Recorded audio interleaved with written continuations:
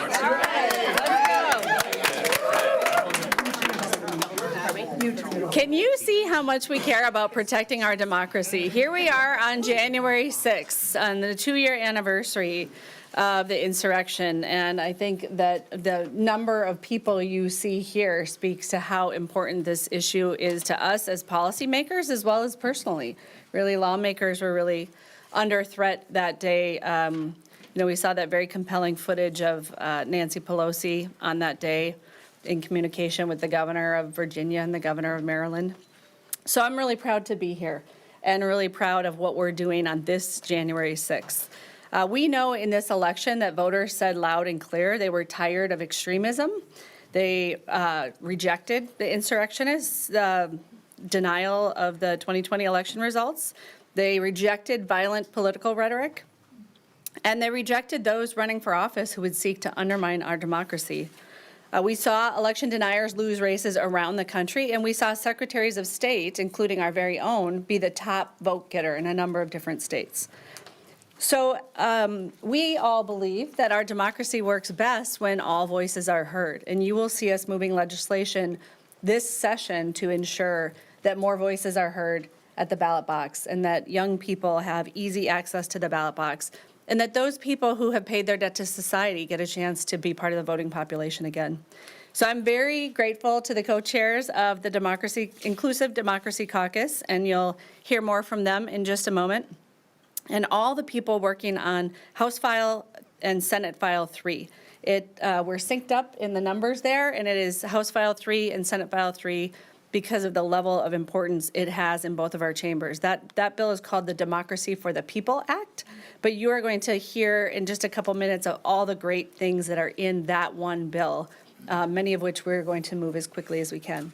And with that, I think, do I turn it over to Majority Leader Dziedzic? I gotta get used to that. I love the sound of that.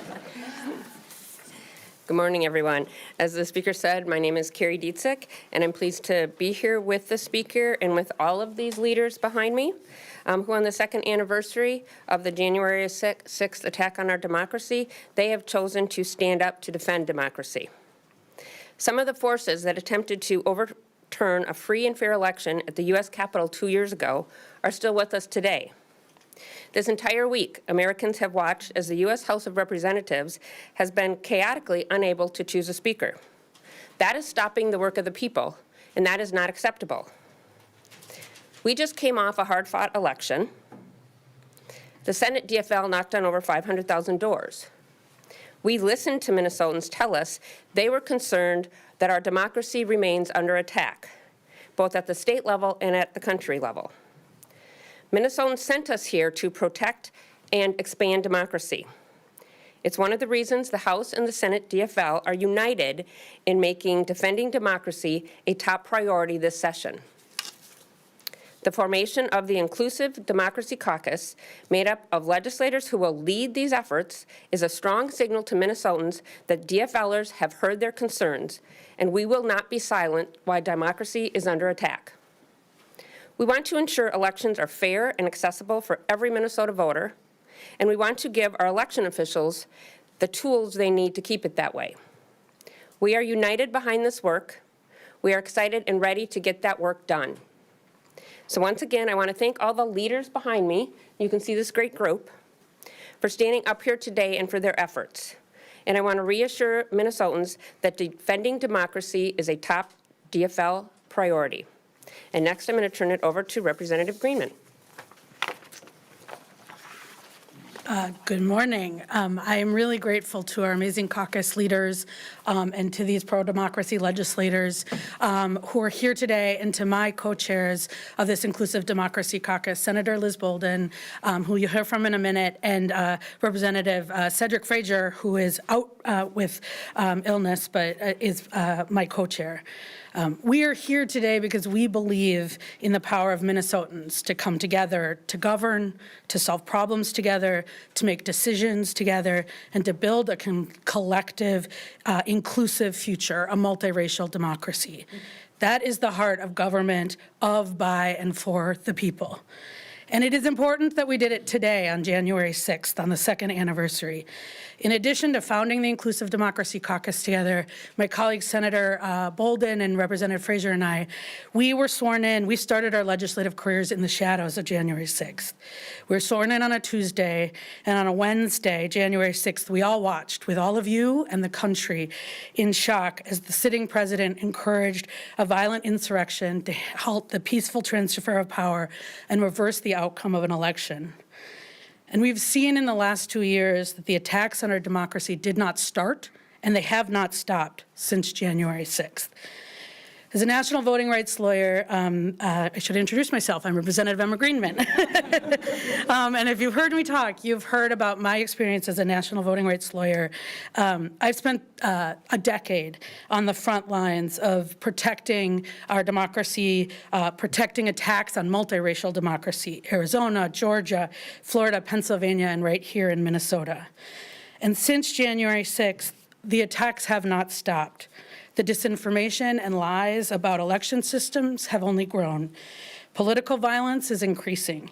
Election workers are facing growing threats, and as our majority leader mentioned, we're watching the extremism dominate a political party both in Washington and here in Minnesota. This didn't happen overnight, and there are no quick fixes to repairing the damage done. But the fact is that the first election since January 6th, when both parties put democracy firmly on the ballot, 2.5 million Minnesotans from every race, region, political persuasion, and generation turned out not just to participate in our democracy, but to protect it. And if 2020 taught us anything, it's that the threats to our democracy are not defeated in one election. Inclusive democracy takes more than just protecting attacks. Our democracy has not been perfect, far from it. Historical exclusions and current structural barriers cause disparities in participation and representation in BIPOC communities, young folks, new Americans, people with disabilities, and other communities at the margins. This has undermined the promise of full inclusive democracy. But the promise of American democracy is that we together have the power to improve it, to strengthen it, to build that multiracial, multi-generational, gender-inclusive democracy. That we can realize the vision, we as lawmakers of diverse backgrounds, by working together to expand the freedom to vote and to ensure that folks can come together to solve problems. We as communities, working together across race, across region, across generation, can come together to make decisions, to govern, to solve problems, to dream big together. That we as Minnesotans, by working together to build a robust, participatory democracy, can ensure that everyone has a voice and that we all have a stake in our future. We are here doing this work because we believe in that vision of multiracial, inclusive democracy.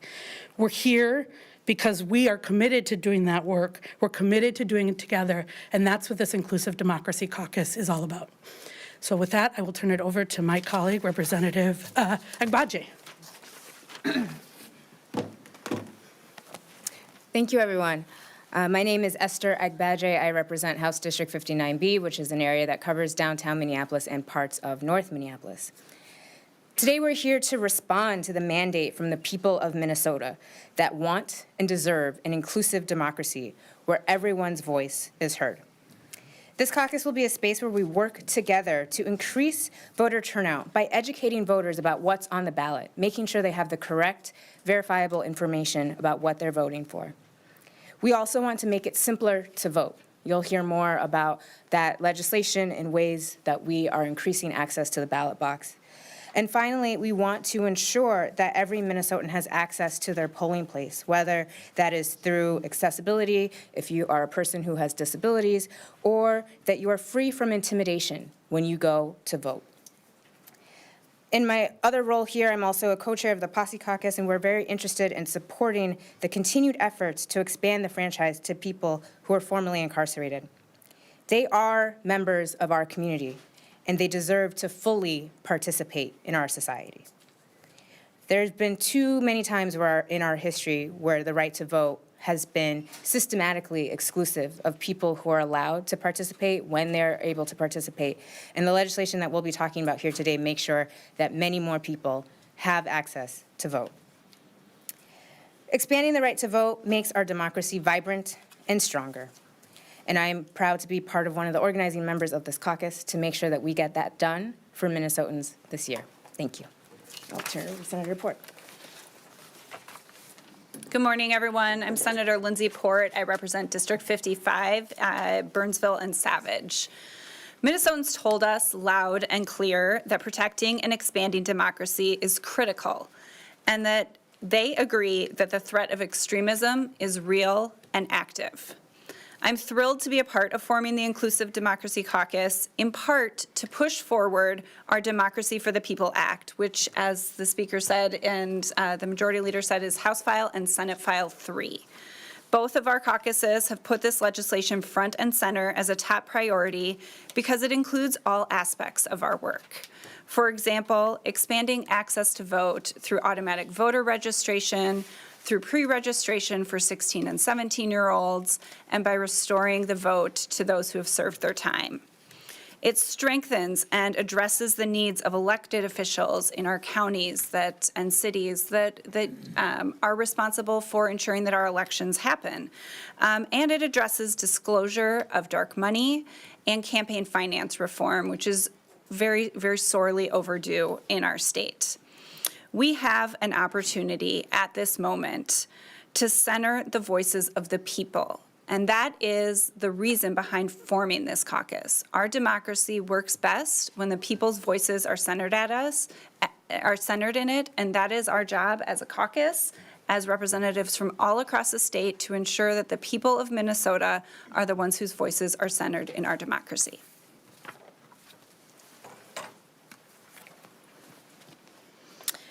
Good morning. I'm Senator Liz Bolden. I represent District 25, which is the Rochester area. I will say that this has not been my life's work.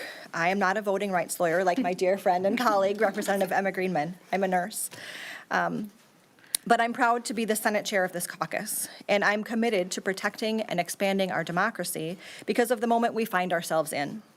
2 years ago today, the day after I was sworn into public office, we witnessed a violent, deadly insurrection at our nation's capital.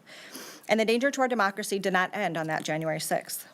We are continue to experience a coordinated campaign of disinformation to delegitimize our democratic process and push us towards chaos and authoritarianism. We have members in our Minnesota legislature who are election deniers and have publicly supported insurrectionists. We have a body of Congress that cannot organize itself, delaying the work of the people. Our democracy continues to be in danger. I am here, we are all here, along with others who were not able to be here this morning, because we understand the gravity of this moment, and we are stepping up to do the work to build a multiracial democracy where every eligible Minnesotan can easily cast their vote and make their voice heard. We are all here because whether we want to make progress on education or housing or healthcare or environment, public safety or any other issue, all of that work depends on a working democracy. So thank you for being here, and we are happy to take questions. Can you offer some additional details about the caucus? How many members are there? What's the party breakup, that kind of thing? So today we are launching it, so you'll see the folks behind us and our three co-chairs. We are still adding it, so I can get you a list, but I suspect that it'll be a little bit longer. There's, I think, about 35 now, and we started with our pro-democracy legislators, and so that's, the hope is that everybody who shares our mission. I think a little bit about that will be, we'll share a little bit more of that, and you heard about that, right? An inclusive multiracial democracy that supports legislation that strengthens voter access, that ensures that voters, not corporations or special interests, are the ones who are calling the shots. So anybody who shares that mission and shares our values around that legislation, we will encourage to be involved and actually get to work, because this is going to be a working caucus. Are all the pieces of legislation listed here, you know, the pre-registering and automatic registration and also this absentee, are these all part of this one package? And do you expect that to move through the process and pass potentially this year? Yeah, I think the legislation that Senator Port and I are co-sponsoring, that the majority leader and that the speaker mentioned, that is all included in there. What I will say is, and we have the chairs of both of our elections committee, Chair Carlson and Chair Freiberg. I think that what they would tell you is there's a lot of energy to do a lot of things. That is our start, and we've been working on that. That is a set of things that are frankly urgent and overdue. When we talk about rights restoration, we talk about automatic voter registration, those are not new ideas to this Capitol. And so those are things we need to get done. There's a lot of ideas, and I think you'll see a lot of members working on things that will expand and strengthen. So that is the floor, not the ceiling. How fast do you expect this legislation to move? Do you have hearing dates yet? Any idea how many committee stops it's going to require? I don't want to step on my chairs, so maybe I'll bring them up here. Thank you. For those I don't know, I haven't introduced myself. I'm Mike Freiberg. I'm chairing the Elections Committee. We just noticed a couple pieces of House File 3. We're intending to hear them next week, pending receiving fiscal notes and so forth. But next week we'll be hearing the Restore the Vote portion of the bill, which I think is extremely important. My hope is we can hear House File 3 the following week. Oh, yeah.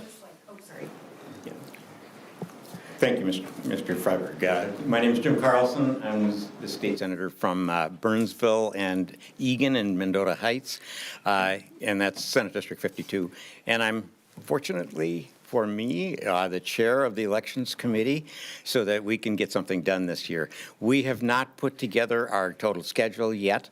What we're doing, what you'll see next week, and by the way, we had to give up our hearing rooms to the Youth and Government group. So right now in my... For democracy. More democracy, yes. And in fact, there's some of the Youth and Government people who are penning bills themselves.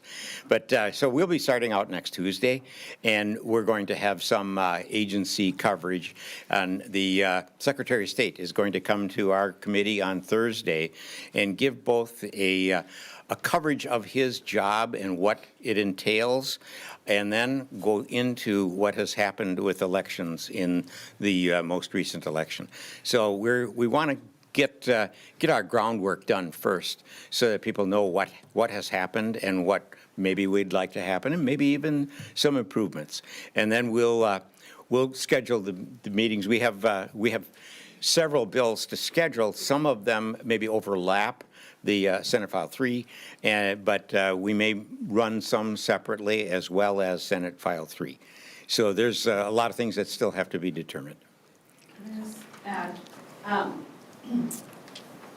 I don't want to speak for the Senate Majority Leader. She's here. She can speak for herself. But from my perspective, we want to get as many bills on the governor's desk as soon as possible. So the components of House File 3 that have been introduced as separate independent bills, we will get to the governor's desk as quickly as they can get there. We'll continue to move the whole package. So we're looking to expedite action. Typically in the first 3 weeks of the legislature, you see a lot of overview hearings and a lot of conversation. Our objective is in the House is to really, and I'm seeing in the Senate, the great work they already have the UI bill scheduled, is to hear bills and move bills rather than spend a lot of time hearing agency overviews. We have a lot of new people in the Senate, so we will be hearing the agency overviews, but I just left a meeting with the speaker, and we agree on a variety of these bills that have been around for a while, and we will be moving bills quickly. As I said earlier, we are excited to be here. We are ready to lead. We're getting to work, and so that's what we're doing. Are there examples from other states that have successfully closed some of the dark money loopholes? Do we have a model to go by for how to do that? Go ahead. So just this last year, Arizona passed a ballot initiative called, I believe it's called the Arizona Voters' Right to Know Initiative, which requires that if you're going to spend a large amount of money in an election on an independent side, which is really where we're seeing that dark money, nonprofits who are not disclosing at all, or who are disclosing, it's the Russian nesting dolls of Minnesotans for hot dish giving to Minnesotans for loons, where you don't really know, voters don't really really know. Arizona is, there's a few other states that are, and I can get that to you, and my co-author, Senator Port, has been digging in. Yeah, I'll just add to that while Senate File 3 is a floor, an important floor, we're not done with the work there, and we are looking at the legislation that passed in Arizona, New Jersey, New York, have various different aspects of closing the dark money loopholes. We're really focused on looking at the ways that we can center back into our elections and our politics around that, the voices of candidates, so that voters are hearing directly from candidates, how we can strengthen that piece of it, rather than having dark money corporations, large IE expenditures being the ones drowning out candidate voices. So we think the conversation between candidates and voters is critical and should be centered in this conversation. So while we do have provisions in Senate File 3, we are continuing the work on that. And there isn't a lot that's been done on this. It's been pretty effectively beat back in a lot of states, but Minnesotans told us they actually don't like that here. They want to make sure that they are able to hear from candidates and that corporations and really large donors don't have all the power. So we are looking outside of the box too and figuring out new ways to center that conversation. Does this also address what many would consider a lack of campaign finance reporting deadlines, including the fact that groups don't have to report in odd years, for example? So I think what you see in our campaign finance law, and we heard a little bit about this actually in committee, is that we really haven't updated it since, I'd say before Citizens United, and maybe if you look 10 years back before that. And so the issues you're raising, I think a lot of the issues are a campaign finance system that started with some leaders, Senator Marty and others really pioneered the way, but that was 3 or 4 decades ago. And so we really need a campaign finance system, a disclosure system, a public financing system that actually reflects the way that voters, that candidates are running elections, that voters participate, and that, as you say, that folks are spending money, so that voters, at the end of the day, are the ones who have the information they need to elect the candidates and hold them accountable, and that we, as elected officials, as leaders, are really in relationship with and responsive to the needs of our communities. Unwritten rule around here that there has to be some bipartisan buy-in with elections bills. I mean, what has changed? I'm just curious what has changed. No, but I mean, is that a goal? Is that a hope? I mean, and also what has changed since January 6th? Has the urgency shifted a little bit? So I think where we start is it's not about us. Right, it's about Minnesota voters. And so the question for policy should always be, is this good for Minnesota voters? Is it good for Democratic voters, Republican voters, voters with no party at all? Is it gonna get us closer to full participation? Is it gonna ensure that every voter, every community, every person in the state has a voice?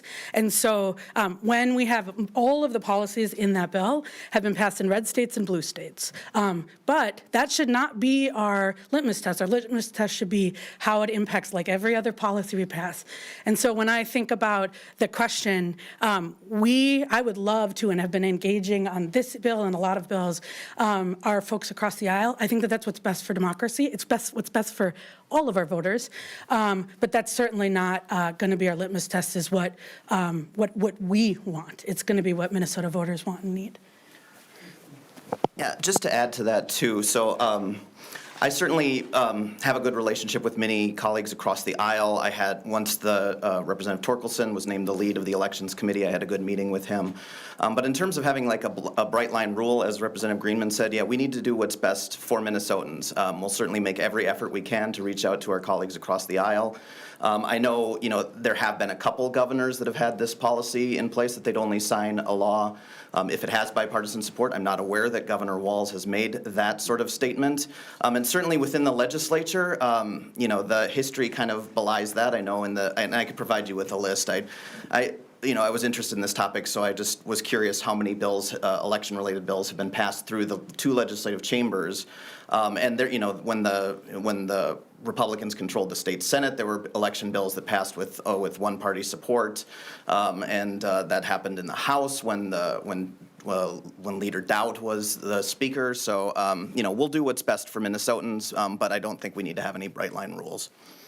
Chair Carlson has talked about wanting to prioritize bills that have bipartisan support, at least early in the legislative session. Is that going to stick around, that policy, or do these proposals have Republican backing at this point? Thank you for the question. That's what I want to try to do. Republicans have good ideas, so let's hear them.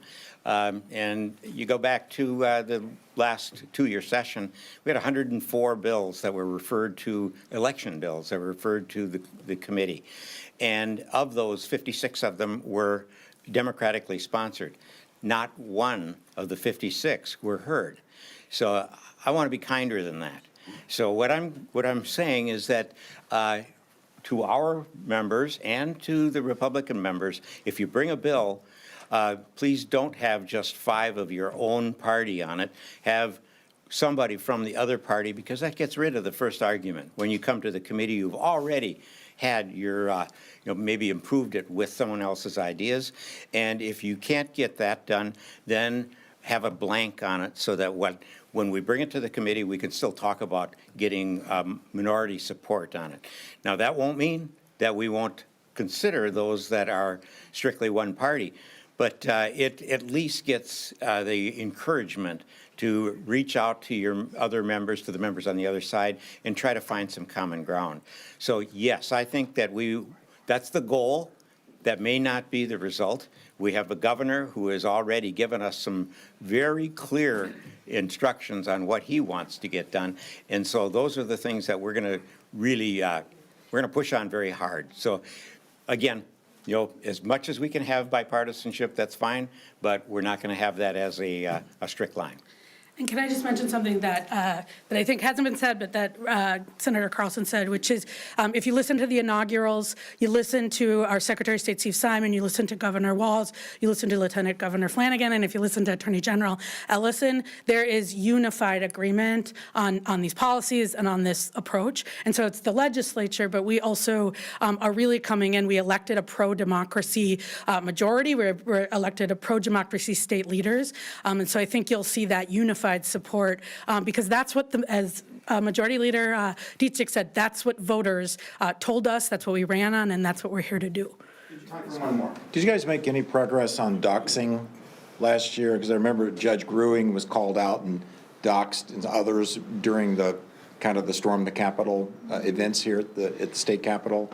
Is there any movement on that? I'm going to look to my colleagues. I know we did pass a doxing bill that specifically had to do with police officers. Look, was it yours, Representative Wilmot?